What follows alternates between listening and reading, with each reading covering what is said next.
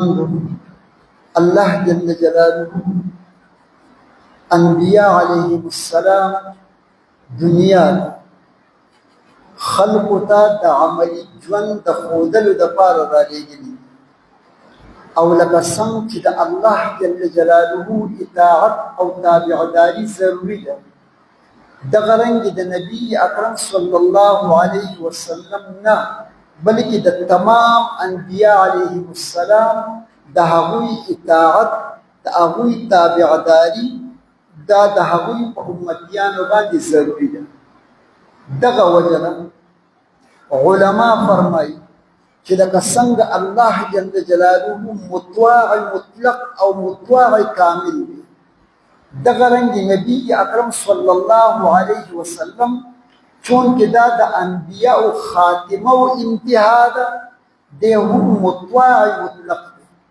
او هر نبی په خپل دور کې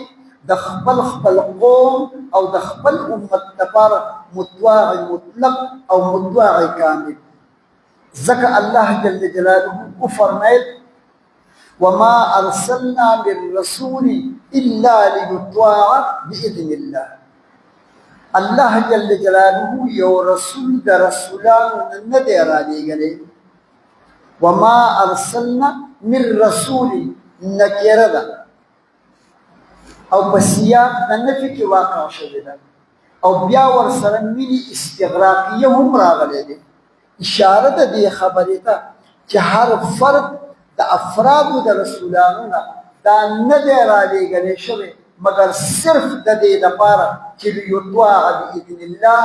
د هغې طاعت او د هغه تابعداري دې وکړلی شي او وی فرمایل چې ومن یطع الرسول فقد اطاع الله د نبی اطاعت او تابعداري دا په حقیقت کې د الله اطاعت او تابعداري ده ولي وما ينطق عن الهوى ان هو الا وحي يوحى اوس چې کله هر نبی او بیا نبی مکرم صلی الله علیه وسلم مطواع مطلق دی مطواع کامل دی اوس د هغه د بدن راوتونکي تمام اقوال افعال احوال چې موږ ورته تقریرات هم وایو چې کله په هغې باندې عمل کول ممکن وي نو د متبع دپاره د امتی او د مقتدي دپاره د هغې اتباع واجبه او ضروري ده او دغه د نبي کریم صلی الله علیه وسلم قول د هغه فعل او عمل د هغه تقریر او د هغه یو حال د احوالونه چې کله دا قابل عمل وي دې ته ویل کېږي سنت د دې په مقابلې کې دی حدیث قول فعل او تقریر د پیغمبر علیه السلام کله به د هغې عمل په هغې باندې ممکن وي او کله به عمل په هغې باندې ممکن نه وي دغه وجه ده چې هر سنت دا حدیث دی لیکن هر حدیث دا سنت نه دی ولی بعضې داسې افعال دي چې هغه د نبي اکرم صلی الله علیه وسلم د ذات سره خاص دي د امتي لپاره په هغې باندې عمل کول ممکن نه دي نو د عدم امکان د عمل د وجې نه سنت به هغه وي چې کوم د پیغمبر علیه السلام د ژبې مبارکې وینا ده یا د هغه د بدن نه صادر شوي عملونه دي فعلونه دي او یا پیغمبر علیه السلام په سترګو باندې یو کار لیدلی دی لیکن په هغې باندې رد نه دی کړی او د امتي دپاره قابل عمل د امتي دپاره په هغې باندې عمل کول ممکن و دې ته ویل کېږي سنت او د دې سنت مونږه ذمه دار یو چې په دې باندې به عمل کوو ولې علیکم بسنتي وسنت الخلفاء الراشدین او پیغمبر علیه السلام ترغیب د سنت په باره کې ورکړی دی لیکن ترغیب د حدیث په باره کې نه دی ورکړی دا ترغیب یې ورکړی دی دا فضائل یې بیان کړي دي چې زما په سنت باندې به عمل کې دا اجر به درته میلاویږي لیکن دا یې نه دي ویلي چې زما په حدیث باندې به عمل کې نو دا اجر به درته میلاویږي. ولې بعضې اوقات حدیث داسې وي چې هغه د انسان په طاقت کې نه وي، د انسان دپاره په هغې باندې عمل کول ممکن نه وي. پیغمبر علیه السلام د هغه سنت څه دي؟ د پیغمبر علیه السلام مبارک عادات، مبارک اطوار چې د هغه په ژوند کې په کوم حالت کې راغلي هغې ته ویلې کېږي سنت. لکه عام طور باندې مونږ وایو سنت ویلې کېږي عادت ته، لیکن سنت ویلې کېږي طریقې ته، سنت ویلې کېږي د پیغمبر صلی الله علیه وسلم هغه عادات او اطوار چې هغوی په خپل ژوند کې په طریقې د استمرار باندې کړي، په طریقې د همیشوالي کړي. اگر که کله ناکله هغه پرېښودي په دې بنیاد باندې دي چې زما په دې امت باندې دا فرض او واجب ونه ګرځېږي. دغه د سنت او د سنت باندې عمل کول دا د الله د محبت او د مینې ذریعه ده، او په سنت باندې عمل کول دا د نبی اکرم صلی الله علیه وسلم هم د محبت او د مینې ذریعه ده. ځکه قرآن کې الله جل جلاله وفرمایل قل ان کنتم تحبون الله فاتبعوني يحببكم الله ويغفر لكم ذنوبكم والله غفور رحيم. کستاسو دا تمنا او ارزو وي چې الله دې زما سره مینه وکړي، نو د الله مینه دا زما په اتباع کې تړلې شوې ده. ان کنتم تحبون الله فاتبعوني. نو بیا الله خو کلام کړی دی، کلام چې کله اتباع د پیغمبر علیه السلام په طور د جزا باندې ذکر کړله چې ان کنتم تحبون الله فاتبعوني، بیا یې د دې امر نه پس خپل محبت په طور د جزا باندې ذکر کړو. ځکه موږ په خپلو کتابونو کې وایو چې فاتبعوني يحببكم الله، دا يحببكم دا جزا د دې فاتبعوني لپاره ده، او مجزومه ذکر راغلی ده چې د دې فاتبعوني نه شرط مقدر راوالي، او دا يحببكم الله دا د هغې دپاره جزا وګرځي. اوس معلومه شوله چې د پیغمبر صلی الله علیه وسلم اتباع دا که یو طرف ته د محبت د نبی سبب او ذریعه ده، بل طرف ته دا د محبت د الله هم سبب او ذریعه ده. دغه وجه د عزتمندو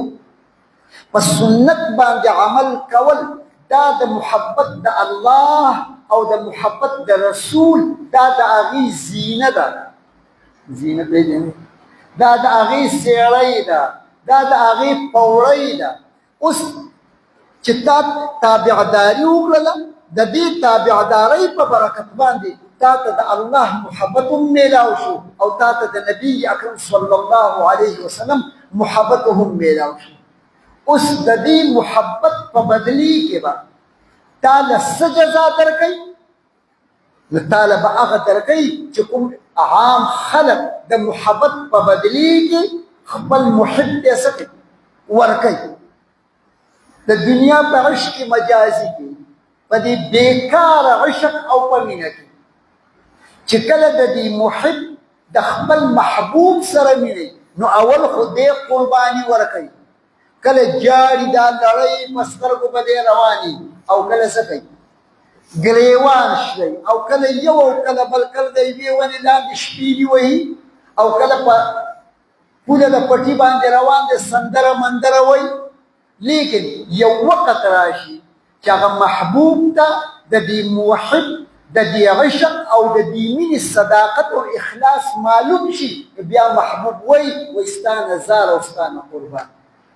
دغه رنګې الله جل جلاله دی، دغه رنګې آقای دو جهان صلی الله علیه وسلم دی چې د هغوی سره د محبت اظهار وکړو، خو د خولې نه د زړه محبت کې ورسره وکړو. په هر حال او په هر آن کې تا د نبی اکرم صلی الله علیه وسلم تابعداري وکړله، د هغه تابعدارۍ نتیجه به دا وي چې الله به در سره د خپلې مینې اظهار کوي آقای دو جهان صلی الله علیه وسلم به در سره د خپلې مینې اظهار کوي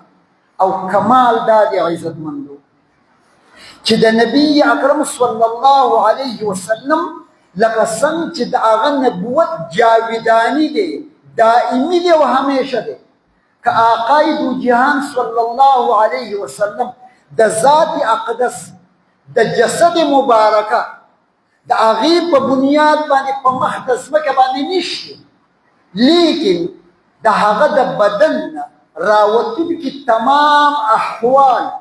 هغې ته خدای پاک تر قیامته پورې وجود ورکړی دی ځکه خو وفرمیل چې وما ارسلنا من رسول الا لیطاع باذن الله فعل مضارع ذکر کړی ده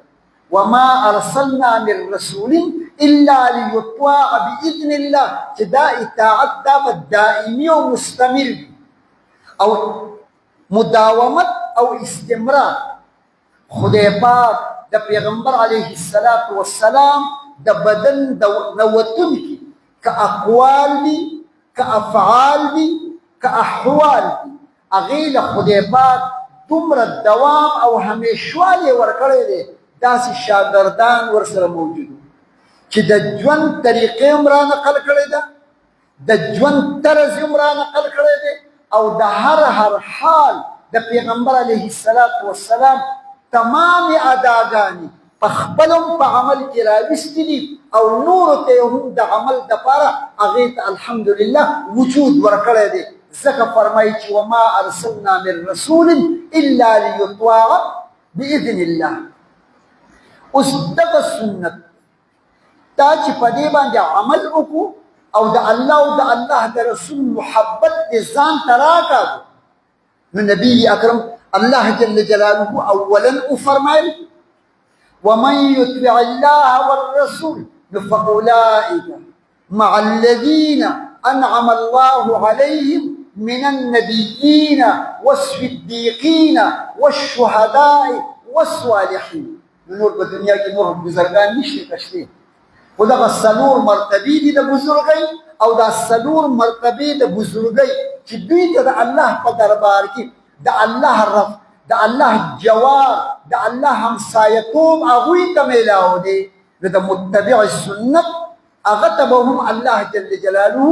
په جوار د دغه څلورو کسانو کې د نبي په مرتبې کې خدای نشي راتلی د صدیقینو په مرتبې کې هغه به ډېر زیات پونچا هواهي نو بیا به ولول شي ورنه دا دویمه چې یا خو به شهید شي د شهداو په مرتبې کې به راشي او که شهید نشي نو د صالحینو دا مرتبه خو دې چا وړې څه ده نه ده نو فاولئک مع الذین انعم الله علیهم من النبیین والصدیقین والشهداء والصالحین دا څلور مرتبې دي او د دې څلورو مرتبو کې به دته الله جل جلاله معیت د دغه څلورو واړو کسانو دا به ورته نصیب کوي اوس د دې معیت ذمهداري دا د الله او د الله د رسول په اطاعت کې ده بیا د پیغمبر صلی الله علیه وسلم په کمال اتباع کې ده نو سنت د پیغمبر علیه السلام دا واجب العمل اوس چې دي که پیغمبر علیه السلام فرض ادا کړي دي نو ټیک ده د مونځ کول فرض دي لیکن دا مونځ پیغمبر علیه السلام کړی که نه وکړی چې کړی وو نو دا مونځ کول دا سنتون دي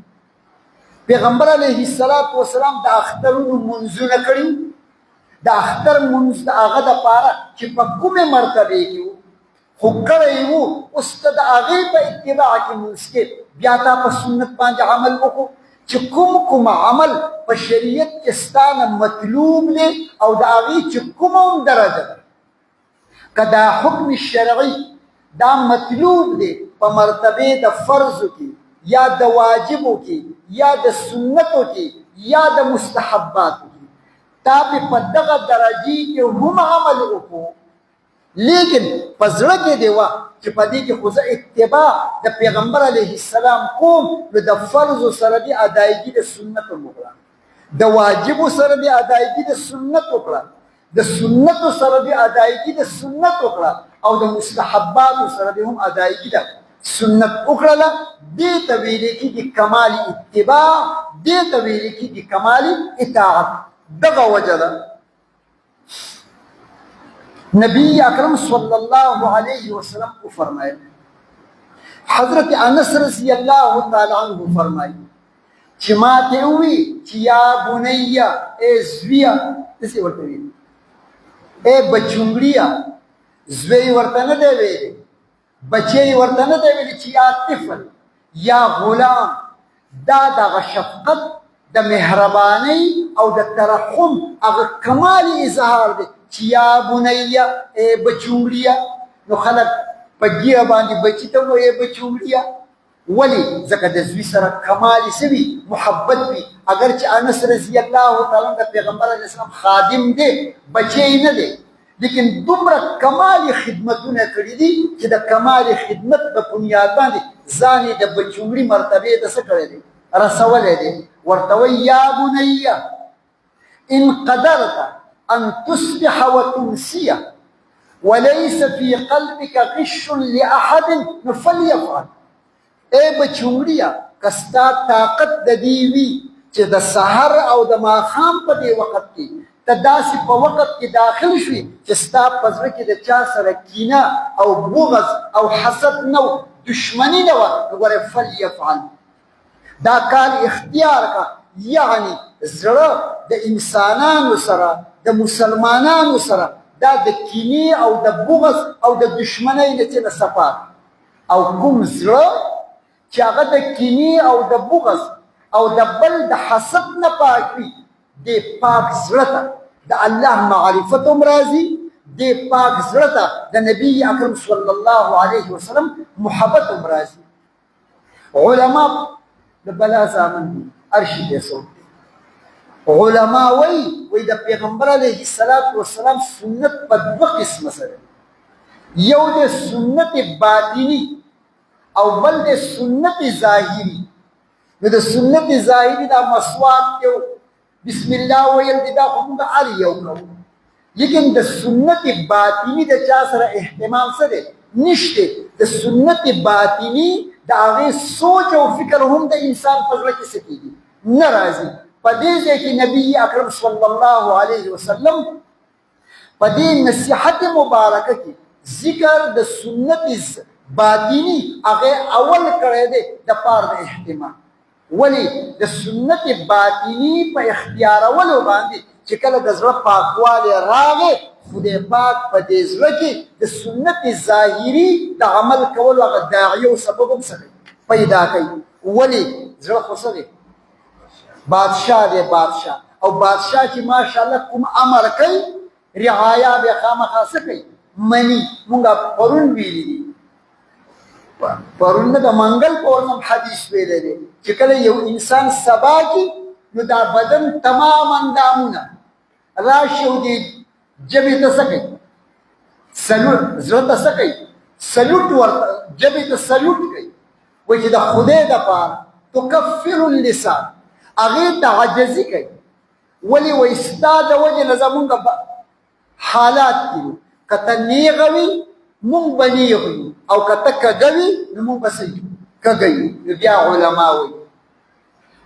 چې د زړه د بدن بادشاه خو زړه دی څنګه دلته کې د بدن اندامونه راپاسي او ژبې ته چې اظهار د عجزۍ کوي نو علما دي هغوی وایي اصل بادشاه زړه دی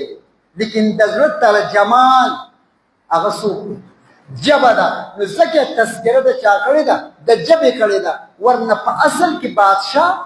امیر هغه زړه دی خو د دې امر اظهار هغه په ژبه باندې کېږي نو ځکه نبي اکرم صلی الله علیه وسلم وفرمیل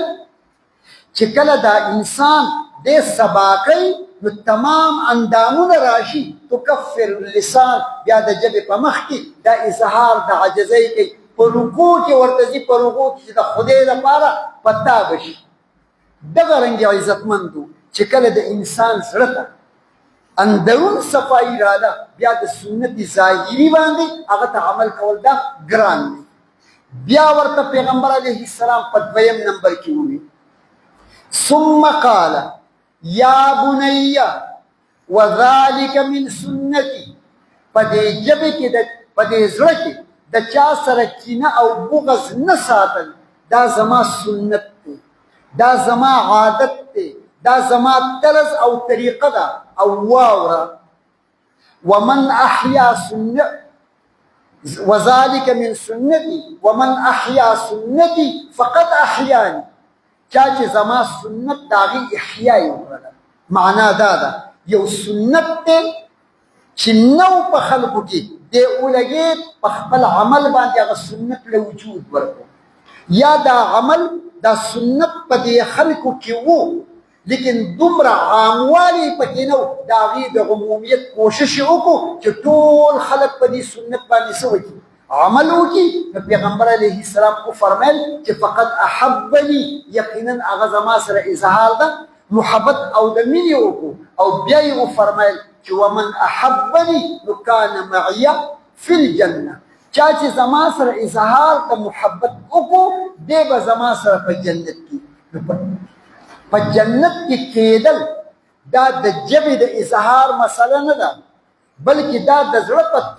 د بدن په تمامو اندامونو باندې د نبی اکرم صلی الله علیه وسلم اتباع کول د هغه اطاعت کول د هغه سنت او د هغه طریقې ژوندی کول دا د پیغمبر علیه السلام سره د محبت اظهار دی او د دې محبت په بدلې کې به خدای پاک دته د پیغمبر علیه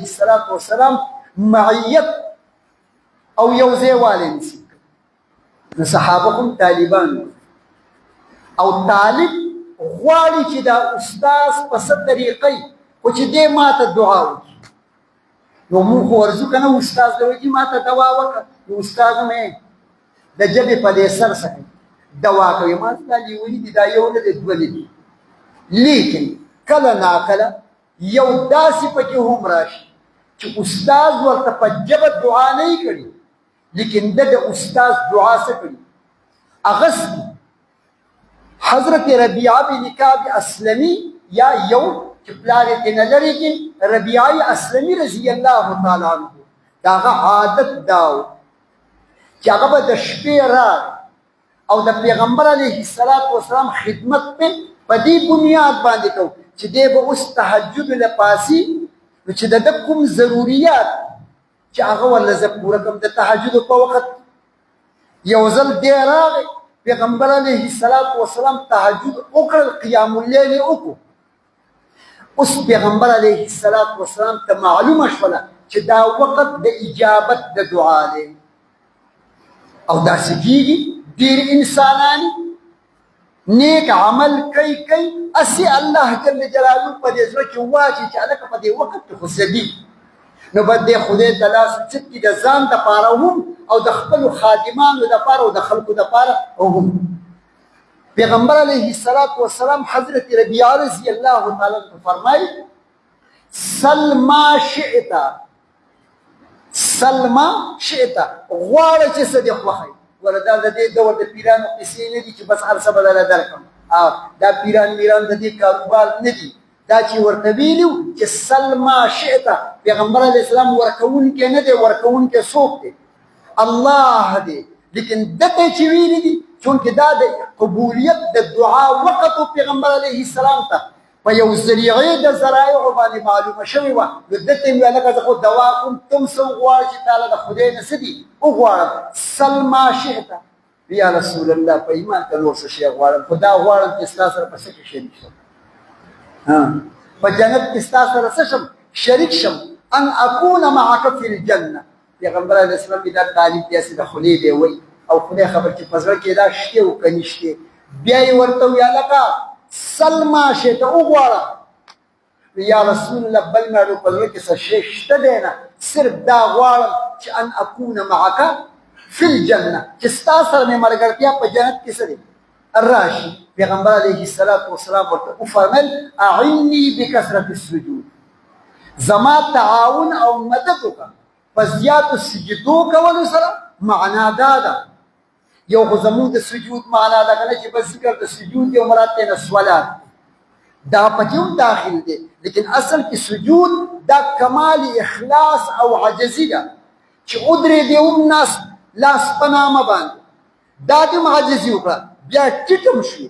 لیکن بیا ولګېدي هغه ښکلي اندامونه دې راواغستل او په دې ځمکه دې ولګول دا هغه کمال اخلاص دی دا هغه کمال عجزي ده اعني بکثرة السجود ای ربیعی اسلمي زما د طرز او د طریقې کې اخلاص اختیار کا تا ته به هم الله جل جلاله جنت سره درکړي نو اوس بیا صحابه په هغوی خو یقینا کمال اتباع موجوده وه نو یو صحابي راغلی یا رسول الله ټیک ته مونږ خو به ستا سره جنت ته لاړ شو لیکن ته خو د الله نبي او تا ته خو ماشاءالله اوچته مرتبه به درته میلاوي مونږ خو د عاجزې ښځې بچي یو مونږ خو به چېرته په ښکته مرتبې کې پراته یو نو مونږ خو دا غواړو چې ستا سره څه وکړو ملاقات کوو لکه یو صحابي راغلی یا رسول الله وی چې کور ته لاړ شم زړه مې اړو د سره صبر نه کوي تر څو پورې مې چې تاسو لیدلي نه یې لیکن اوس یو بل غم راغستی هغه غم دا دی چې که ستا سره په جنت کې ملګری هم شم ستا خو به په جنت کې اوچتې اوچتې مرتبې وي او زما به په جنت کې لاندې مرتبه بیا به ستا دیدار څنګه کېږي نبي اکرم صلی الله علیه وسلم ورته وفرمیل چې انت معي فی الجنه ته به زما سره یې په جنت کې د معیت نه مراد قرب دی لیکن د معیت نه مراد مساوات نه دی مساوات نه دی ولې نبي ته خدای پاک عظیمه مرتبه ورکړې ده او دا صحابي امتي دی د صحابیت په بنیاد باندې دته هم مرتبه میلاو ده لیکن د نبي په برابر والي کې نه ده بیا یې ورته وفرمیل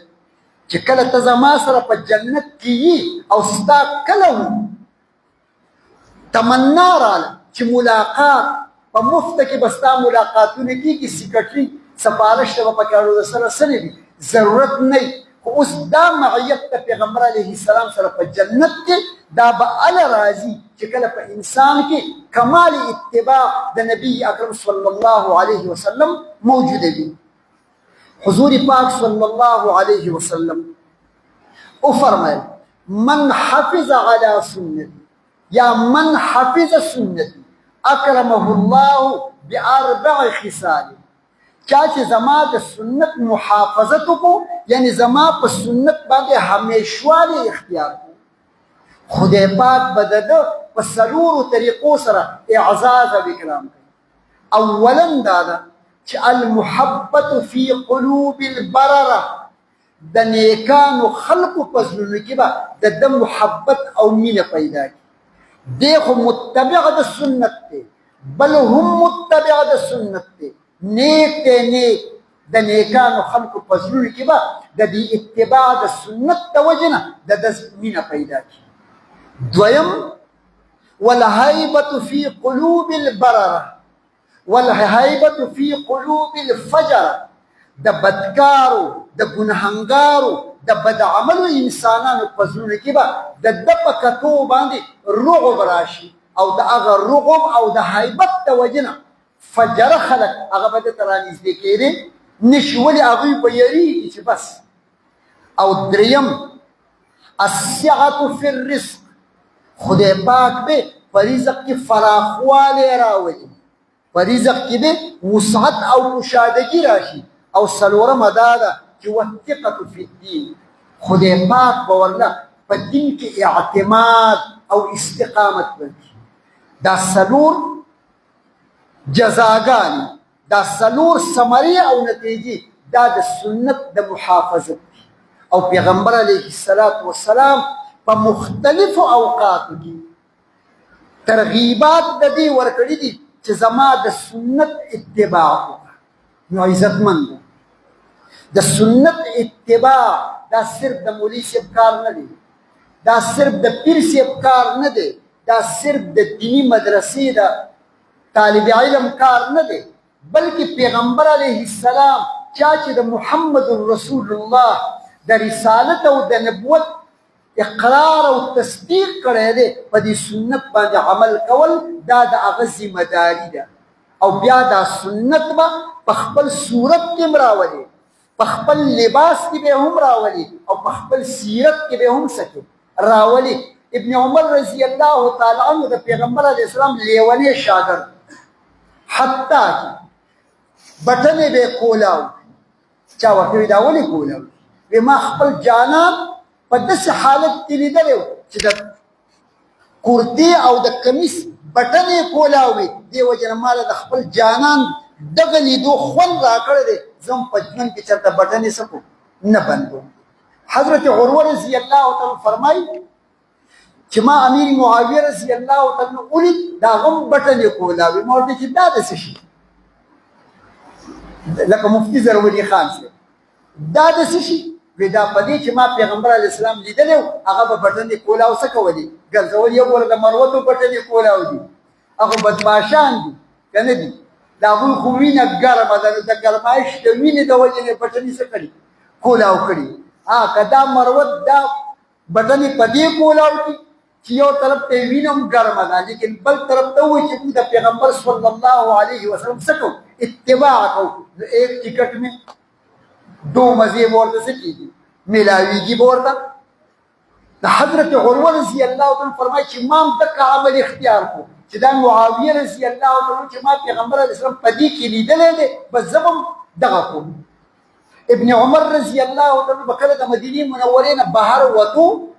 نو د یوې ونې لاندې چې به تلو نو دا سر به یې ټیټ کړو. نو چا ورته وي دا ولې؟ وی پیغمبر صلی الله علیه وسلم چې کله په دې ځای تېرېدو دلته کې ونه وه سر مبارک یې ټیټ کړی نو زه هم د هغه عمل اختیاروم او دا کوم. کله ناکله به د غرمې په وخت کې یوې ونې ته لاندې تلو هلته به یې قیلوله کوله. چا دې تپوس وکړو وی پیغمبر علیه السلام په دغه ونې لاندې قیلوله کړې وه، زه به هم دا قیلوله کوم. دې ته ویلی کېږي کمال اتباع. اگر چې که موږ دومره نه شو کولی نو کم سے کم د خپل ژوند کې دی چې څومره زمانه کېدی شي د پیغمبر صلی الله علیه وسلم په سنت باندې دې څه وکړم؟ عمل دې وکړم. ربیع الاول دی او په ربیع الاول کې به په دې را روانې هفتې کې جلسونه څه کېږي؟ وځي به. هسې یو د نکتې خبر ده. د پیغمبر صلی الله علیه وسلم د پیدایش ورځ متعینه ده، ورځ مې ویلې ده ورځ، یعنې د پیر په ورځ باندې پیدا هم دی او د پیر په ورځ باندې د دنیا نه رخصت شوی هم دی. لیکن په تاریخ پیدایش کې دومره اختلاف دی چې څوک یوې له ترجیح ورکوي که نه نو هغه بل راشي هغه بلې له څه ورکړي؟ ترجیح ورکړي. چې پیغمبر علیه السلام په دې ربیع الاول کې په کوم تاریخ کې پیدا شوی هغه تاریخ هغه معین نه دی، په هغې کې د دنیا اختلاف او لیکن په وفات کې هم بیا اختلاف دی، لیکن بیا په وفات کې ترجیح چې په اسانیدو قویو سره ورکړلی شوې ده هغه 12 د ربیع الاول دی. اوس مسله دا ده چې دې صحابه کرام رضی الله تعالی عنهم د پیغمبر علیه السلام د ژوند تمام احوال هغې محفوظ کړي دي، امت ته را نقل کړي دي. دا د پیدایش دا ورځې ولې نه معینه کړي؟ د پیدایش ورځې ولې نه ده معینه شوې؟ وجه دا ده چې د دې پیدایش د ورځې سره څه شرعي احکامات متعلق نه و. نو چې د کومو ورځو سره شرعي احکامات متعلق دي یقینا صحابه 100% د هغې نقل کړی. لیکن چې د کوم ورځو سره د پیغمبر صلی الله علیه وسلم د پیدایش سره شرعي حکم نه دی متعلق، یو صحابي هم د هغې تذکره څه ده نه ده کړې. ها دې خلکو چې ویلي دي دا د خپل علمي صلاحیت په بنیاد باندې، څوک وایي په 2 د ربیع الاول دی، څوک وایي په 8 د ربیع الاول دی، څوک وایي په 9 دی، څوک وایي په 12 دی، څوک وایي په 18 دی، څوک یې د ربیع الاول په دې آخر کې هم یو قول پکې دی وایي په دې باندې څه دی پیدا شوی دی. لیکن چې تعین یې نشته او بیا د وفات ورځې متعینه ده نو بیا په 12 د ربیع الاول باندې چې ته میلاد النبي مناوې، خو دا مسله به واورئ په میلاد النبي باندې خوشحالي نه کول دا به چېرته د هندو کاري، دا به چېرته د منافق کاري. د پیغمبر علیه السلام په میلاد باندې هر مسلمان، هر انسان د خوشحالۍ اظهار په دې باندې کوي که آقای دو جهان صلی الله علیه وسلم نه وی راغلی او دا د هدایت چراغ دنیا ته نه وی رالیږلی شوی. اوس به دا قوم، دا انسانیت، دا به د بت پرستۍ په شرک کې په مختلفو څیزونو کې به مبتلا و. د پیغمبر علیه السلام دنیا ته راتلل، د هغه ولادت، دا د دې امت لپاره یو عظیم رحمت دی، دا د دې امت لپاره یو عظیم نعمت دی. اوس د دغه نعمت او د رحمت قدرداني دا ده چې په 12 د ربیع الاول باندې د هغه په ولادت باندې جلوسونه مه وباسه، ځان ته وګوره چې زما په دې ژوند کې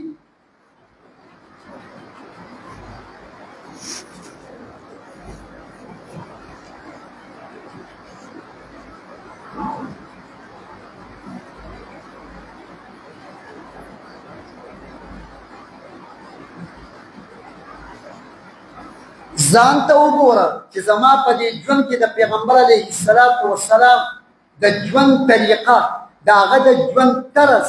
هغه چې په کومې طریقې باندې ژوند تېر کړی دا په ما کې شته او که نشته. آیا زما سیرت او صورت دا د پیغمبر علیه السلام عکس دی او که نه دی؟ دې باندې سوچ وکړه. که وي د الله شکر ادا کړه، که نه دا وعده وکړه چې په دې ربیع الاول کې الله جل جلاله نبی مکرم صلی الله علیه وسلم رالیږلی و د امت د خیر او د هدایت لپاره. زه به د دغه خیر او د هدایت په هغه طرز باندې زه به ژوند تېروم. جلوس وباسي، لیکن د جلوس کې چې ورته ګوري، زه خو دا ویم چې دا کوم مولا او دا کوم پیر محترم دې خلکو ته ترغیب د دې ورکوي چې هله د میلاد النبي جلسه ده او په دې میلاد النبي کې به نعتخواني وي او په دې میلاد النبي کې به بیا بیانونه کېږي او بیا به په 12 د ربیع الاول باندې موږ 6 میله او 8 میله جلوس څه کوو وباسو. نو ای پیر محترمه، ای مولوي صاحب، دغه خپلو مریدانو ته او د خپلو مقتدیانو ته ووایه چې زما غونته کې سیرت او صورت خو کم سے کم جوړ ده، اگر چې سیرت یې دی د بدعاتو رسومات، اندرون کې ډېر ګنده دی، لیکن په ظاهر کې ښکلې لوپټه په ځان اچولې او ماشاءالله، او بیا نورې او نورې قصې په ځان باندې دومره کریم پوډر لګولي چې سړی وایي چې خدایه به دغه پیر محترم وی او دغه مولوي صاحب محترم وی. کم سے کم دا چې کوم خلک ستا سره شریک کېږي دې خلکو ته ووایه چې دا سیرت او صورت خو د پیغمبر صلی الله علیه وسلم په طرز باندې کوي، د دې دعوت نه ورکوي. خو هله په 12 د ربیع الاول باندې به جلوس وي. آیا دا جلوس پیغمبر علیه السلام په خپل ژوند کې کړی؟ آیا دا صحابه کرام رضی الله عنهم کړی؟ آیا دا تابعین او تبع التابعین تر 9 صدۍ پورې څوک نشي ثابتولی چې دا جلوس نه و؟ خو دا مذهبي ټچ نه دی، پېژنئ که ولې زمونږ 804 مذهبي ټچ ورکړی، ایاک نعبد و ایاک نستعین یې وي. زمونږ ټول ځوانان ورپسې وي موږ د خدای داسې لیډر راکړی چې هغه ایاک نعبد و ایاک نستعین د هر تقریر نه پس وایي، اگر چې د تقریر نه پس نه ایاک نعبد نه ایاک نستعین نور پکې، لیکن مذهبي ټچ دا دومره لوی څیز دی چې د دې انسان هغه تمام لوټ کسب، هغه تمام غلاګانې، هغه تمام بدعنوانۍ، هغه تمام ظلمونه هغه شاته لاړ شي او خلک وایي چې مذهبي ټچ دی. ولې په 9 صدۍ کې یو ظالم د خپلو ظلمونو د پټولو دپاره د دې ایجاد او نن هغه ایجاد دومره ترقي وکړه چې په 12 د ربیع الاول باندې به 8 منه 12 منه کیک به جوړېږي. کیک پېژنئ؟ څومره خوږ وي. کیک جوړېږي، په هغې باندې محمد رسول الله لیکلی شوی دی، په هغې باندې لیکلی شوي دي چې میلاد النبي صلی الله علیه وسلم، او بیا به پې راشي چړه به پې کېږي او بیا به پې جوړ شي. هغه ښکلې کلمه هغه خپل د محمد صلی الله علیه وسلم په نوم باندې جوړ کړل شوی کې هغه په دې لارو کې وخرل شي دا تا د پیغمبر علیه السلام سره د محبت اظهار وکړو کدا تا د سره د دشمنی سره اظهار وکړو د عیسایانو غونډه کې په 12 د ربیع الاول باندې با منبتۍ په کورونه کې بلولې کیږي دیوی خو په پیژنې دیوی په بلولې کیږي ولی وای دا پیغمبر علیه السلام پیدا شو ته چې د پیغمبر علیه السلام په خوشحالي باندې منبتۍ بلې دیوی بلې اگربتۍ په کور کې په جماعتونو کې په کوڅو کې او دغه رنګ د عید میلاد النبي لپاره پریری خوره او جنډه دي جوړ کړي په هغه باندې د نعل مبارک دا غي تصویر دی ورکړي او ته چې زه په دې باندې اظهار د خوشحالي کوم دا د خوشحالي اظهار نه دی خوشحالي دا ده چې د نبی اکرم صلی الله علیه وسلم مبارک ژوند خپل کا د جمع منځونه وکړه په کور کې په محلي کې د پیغمبر علیه السلام ژوند عملی کا دا د پیغمبر علیه السلام په میلاد باندې خوشحالي ده بیا درته وایم چې په میلاد النبی باندې خوشحالي نه کول دا به د منافق علامه پیغمبر علیه السلام رحمت ته رحمت برکت ته برکت نور او نور دی د دې نور پراتو باندې به هر انسان خوشحالي کوي لیکن د پیغمبر علیه السلام په میلاد باندې جلوس وستل او خلقو له ترغیب ورکول چې دیګونه پاخه کا خلقو ته وی چې لارې کوسې جارو کا خلقو ته وی چې په لارو کې چونې واچوه خلقو له ترغیب د دې ورکې چې وړې یا مسلمانانو ته به تاسو څه سوي داسې خلک هم شته په جومات کې چې جنډه ورسره ده او ګډېږي په جومات وایي موږ په میلاد النبي باندې څه کوو خوشحالي کوو او بیا چې نور د دنیا بدعات او رسومات شریعت او دین محمدي دا د سادګۍ ژوند دی او سادګي په دې کې ده چې ته وایې چې په 12 د ربیع الاول باندې پیغمبر علیه السلام پیدا شوی دی نو ورسره وفات شوی خیر دی دا به ترې نه لري چې پیدا شو د دې رحمت په پیدا کېدو باندې د الله په حضور په جومات کې کښېنه اجتماعي تلاوتونه مه کوه بلکې ځان له کښېنه او تلاوت وکړه ذکر وکړه نوافل وکړه دعاګانې وکړه پیغمبر علیه السلام مغفور د ما تقدمه او د ما تأخرت دواړو دی لیکن بیا یې هم خپل صحابي ته ویلي چې لا تنسانا فی دعائک ای زما وروره په خپلو دعاګانو کې مې مه هېروه زما د درجاتو د نورو بلند کېدو دپاره ما ته په دعا وکړه دقه پیغمبر علیه السلام په حق کې لاس د دعا اوچت کړه د رفع د درجاتو دعا ورته وکړه لیکن دا نه کې او هغه رسم او رواج کې چې هغه نه د الله پسندیده دی نه د الله د رسول پسندیده دی نه په خیر القرون کې د هغې څه وجود شته دی او ته نن خلکو ته وایې دا کارونه څه دي کوه نو عزتمندو دا نه دي جایز په دې ملک کې به د سیرت النبي